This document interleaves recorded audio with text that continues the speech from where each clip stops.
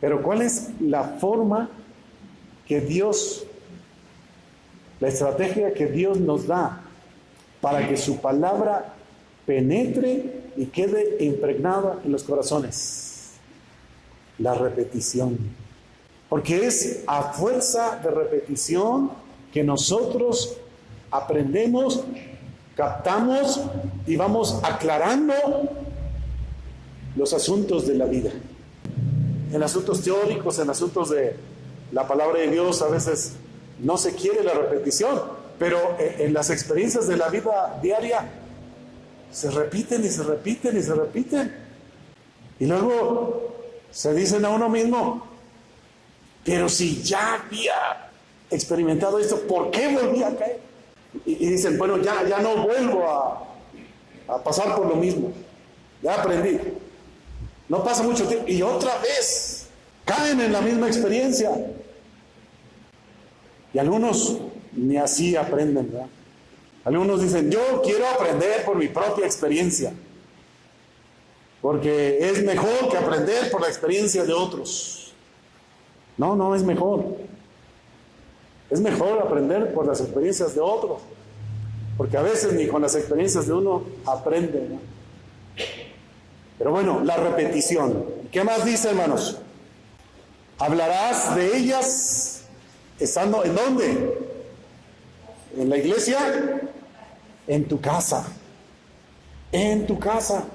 Allí. Los tienes todos los días. Háblales. Pero no solo allí. ¿Dónde dice, hermanos? Andando por el camino. Andando por el camino. Si salen en carro, pues mientras llegan a donde van, allí, compartiendo, hablando. Bueno, yo creo que muchos sí lo hacen, lo practican, pero hay muchos otros que no. Entonces, los que no, bueno, tomen en cuenta esto, hermanos. Después dice, al acostarte. ¿Cuántos oran con sus hijos antes de irse a dormir? O se duermen antes que los hijos. O los hijos hacen que se duermen antes que los papás. Pero van y se tapan con la cobija y ya están con el celular. Y los padres confiados de que ya los hijos se fueron a dormir. Y a levantarte. ¿Verdad que no son costumbres que tenemos, hermanos? Dar los buenos días a nuestros hijos. Y orar con ellos y decir, vamos a darle gracias a Dios porque nos dio este día. Y en los alimentos. Recuerdo cuando luego comíamos en la casa de mis abuelos, uno de mis abuelos, el abuelo paterno, porque mi abuelo materno ya no lo conocía. Pero comíamos con ellos y pues servían y uno empezaba a comer. Y él decía, a ver, no seas burro, hay que darle gracias a Dios antes de comer. Pero ahora dicen que si les decimos burros se van a traumar, ¿verdad? Y ya no, mejor no los molestamos. Pero no aprenden. Claro, hay dos formas de hablar, ¿verdad? No necesariamente como nos dijeron a nosotros, pero que haya la enseñanza, ¿no? ¿Y qué más dice, hermanos? Y las atarás como una señal en tu mano. Bueno, entre el pueblo judío, todavía, ¿verdad? Existe, en algunos existe la costumbre de llevar los 10 mandamientos en una cajita y amarrárselo en las manos. Después dice, y estarán como frontales en tus ojos. ¿Han leído en el Nuevo Testamento esta palabra filacterias o filacterías? ¿Qué eran las filacterias o filacterías? Era una cajita también pequeña donde estaban escritos los 10 mandamientos y se colocaba aquí en la frente, se amarraba aquí, iba aquí al frente. Esto es para que no se les olvidaran los 10 mandamientos. ¿A quién se le va a olvidar si los lleva aquí todo el tiempo, hermanos? Y luego en las manos. Y dice, en los postes de tu casa. ¿Cómo vamos a escribir allí? Bueno, los israelitas lo hacían. Dice, y en tus puertas. No, ¿qué imagen vamos a dar? Bueno, pero ahora hay computadora para hacer ahí un buen diseño con los mandamientos o textos de la Biblia y pegarlos allí, que no se vea feo, o mandarlos a hacer, ¿verdad? Ahora pueden en madera hacer inscripciones quemados, ¿verdad? Por láser y bien bonitos, ¿no? Pero ¿qué hacemos? ¿Qué hacemos? Estas son estrategias que Dios nos dejó. Luego nosotros andamos buscando muchas otras, hermanos. Este es el mandamiento de Dios para nosotros. ¿Qué pasa cuando los padres descuidan este mandamiento?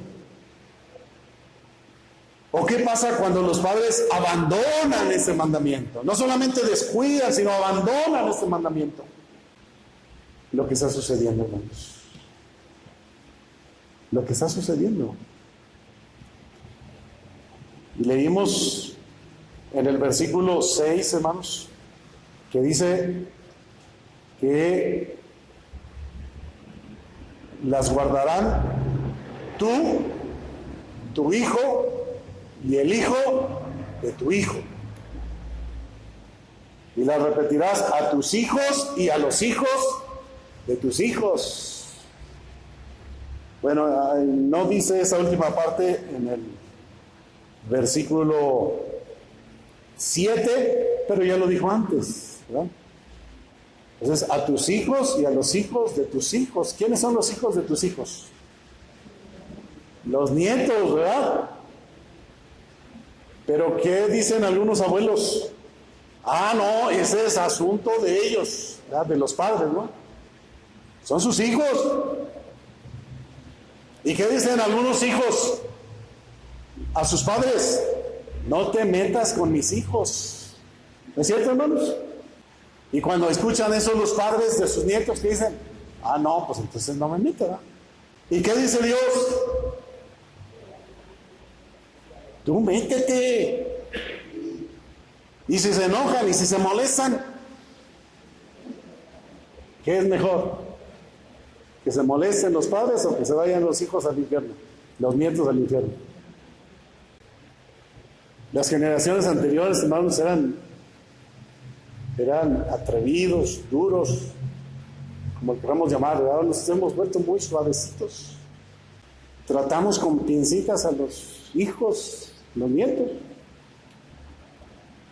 O sea, tampoco vamos a agredir y vamos a ser violentos, ¿verdad? Pero podemos hacer lo que Dios nos enseña, hermanos. Los nietos en algún momento están con ustedes, ¿no? Y no están los padres. ¿Quién les impide hablarles? Y si después les reclaman,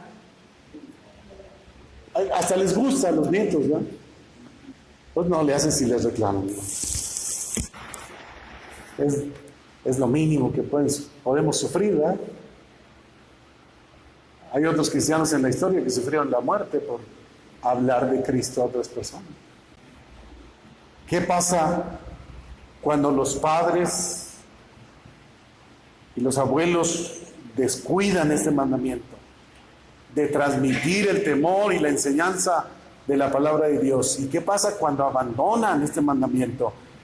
Dice allí en Jueces 2, 11 y 12, hermanos, donde ya leímos: después los hijos de Israel hicieron lo malo ante los ojos de Jehová y sirvieron a los padres. ¿Qué sucede?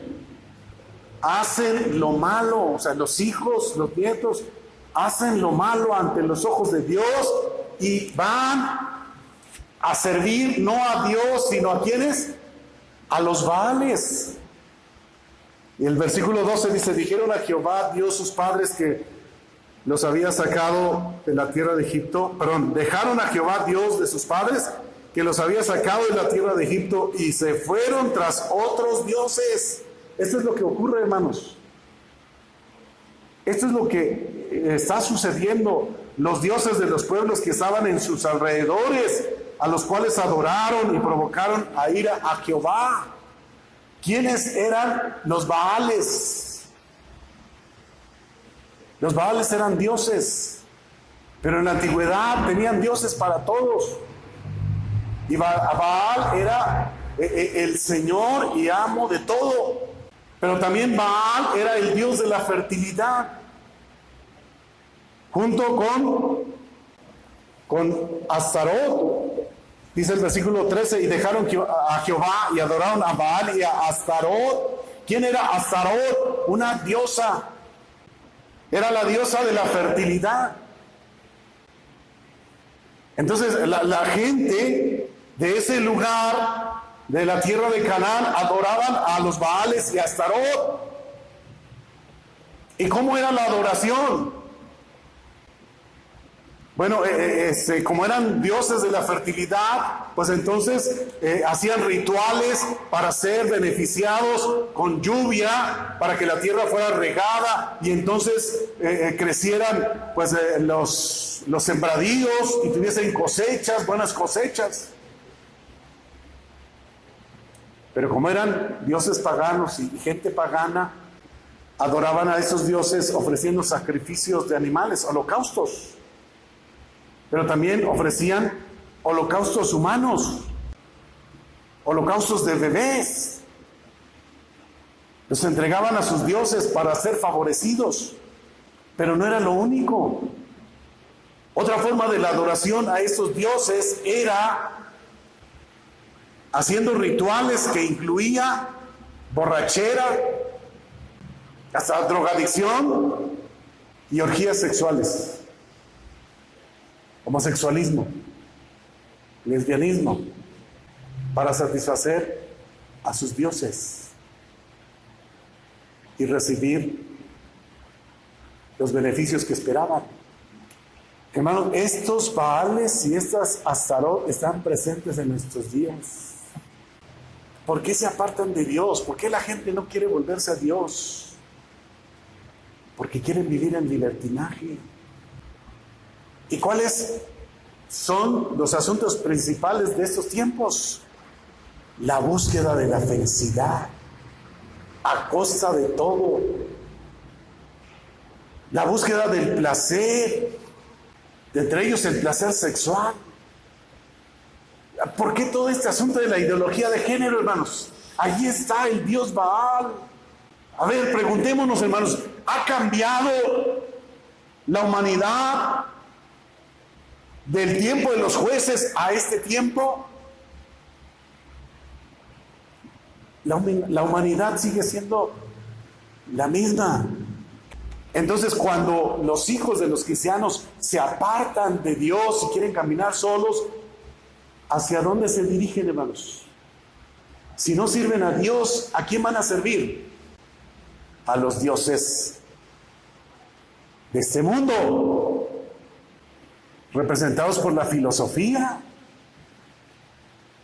del relativismo, del placer, esto es del hedonismo, del narcisismo y muchos otros, del humanismo, de las filosofías posmodernistas.